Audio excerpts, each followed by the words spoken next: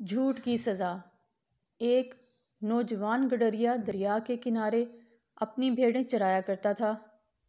اسے عادت تھی کہ کبھی کبھی مستی میں آ کر چلاتا، شیر آیا، شیر آیا، دوڑو۔ ارد گرد کے کھیتوں میں کام کرنے والے سنتے تو لاٹھیاں کلہاڑیاں لے کر دوڑ پڑتے، مگر جب گڈریے کے پاس پہنچتے تو وہاں کوئی شیر۔ بھیڑیا نہ پا کر گڈریے سے پوچھتے، میاں کہاں ہے شیر؟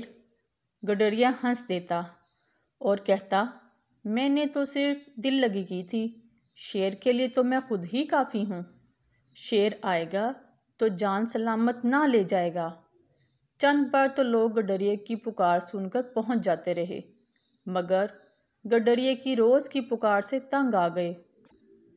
اب اس کی پکار کو سب جھوٹ سمجھتے اور کوئی ادھر توجہ نہ دیتا۔ خدا کا کرنا کیا ہوا کہ ایک دن سچ مچ کہیں سے شیر آ گیا۔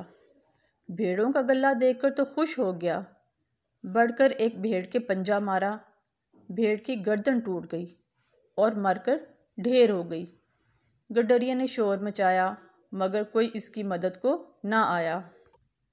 گڈریا لاٹھی لہراتا ہوا آگے بڑھا تو شیر نے ایک ہی جست میں اس کی گردن بھی مروڑ دی۔ بھیڑیں بھاگ رہی تھیں اور شیر ان کا شکار کر رہا تھا۔ آخر سارے کا سارا غلہ شیر کا شکار بن گیا۔ سورج غروب ہو گیا، ہر طرف اندھیرا چھا گیا، نہ گڈریا آیا نہ بھیڑوں کا غلہ۔ گڈریے کے رشتہ داروں نے رات بہت بے چینی سے گزاری۔ صبح ہوتے ہی ڈھونڈنے کو نکل کھڑے ہوئے۔ چراہ گاہ میں پہنچے تو مردہ بھیڑوں اور مرے ہوئے گڈریے کے سوا وہاں کچھ نہ تھا۔